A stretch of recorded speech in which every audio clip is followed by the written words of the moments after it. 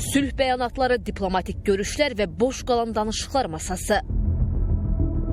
Paralel olaraq eyni anda cəbhə xəttində eşidilən atəş səsləri. Bu dəfə Ermənistan təkcə atıcı silahlarla kifayətlənməyib. Dövriyyəyə pilotsuz uçuş aparatları və dronları da buraxıb. Bu ölkənin silahlı qüvvələri Gerenzur istiqamətində Azərbaycan ordusu üzərində 3 dəfə kəşfiyyat uçuşuna cəhd edib. Eyni zamanda Gorus, Basarkeçər və Çəmbərək rayonları istiqamətlərindən mövqelərimiz fasilələrlə atəşə tutulub. Bu, qarşı tərəfin son vaxtlarda Azərbaycana qarşı törətdiyi ilk belə təxribat deyil. Paralel olaraq Ermənistanın aktiv hərbiləşmə aparması, sərhədyanı ərazilərdə istehkamlar inşa etməsi, o cümlədən fortifikasiya qurğuları quraşdırması da diqqətdən yayınmır. Bunun nəticəsində iki ölkə arasında sabitlik pozulur, gərginlik artır. Ölkənin baş naziri Nikol Paşinyan sülhdən danışır, ordusu isə təxribata əl atır. Belə olan halda sual yaranır. Əgər məqsəd sülhdürsə, bəs onda niyə silahlar susmur? Ekspertlər bu vəziyyəti şərtləndirən səbəblərdən birinin Ermənistan hökumətində baş alıb gedən hərc-mərclik olduğu qənaətindədirlər. Ermənistan ordusunda bir bütöv komandanlıq yoxdur. Orada digər qüvvələr, yəni Paşinyana da müxalif olan qüvvələr var. Onlar sərhəddə atəşkəs pozurlar və bununla da yeni müharibə şəraiti yaradırlar. Ona görə hesab edirəm ki, Ermənistan öz daxilinə ciddi fikir verməlidir, bu məsələləri düzəltməlidir.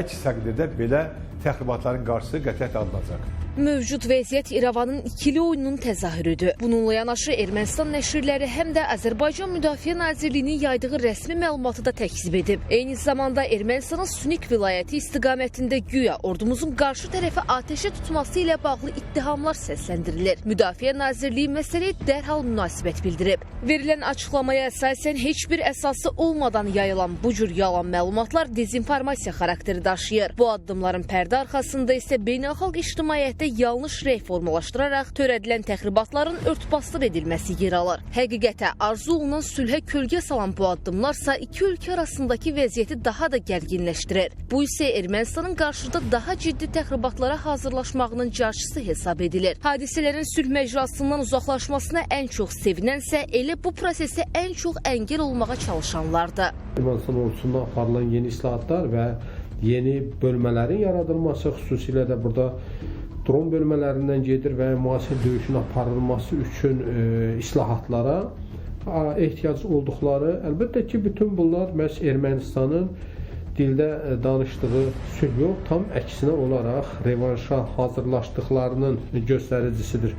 Əlavə olaraq onu da qeyd etməliyik ki, başda da Fransa olmaqla baş havadarı məhz Ermənistanın söz gedən təxribatlarda maraqlıdırlar.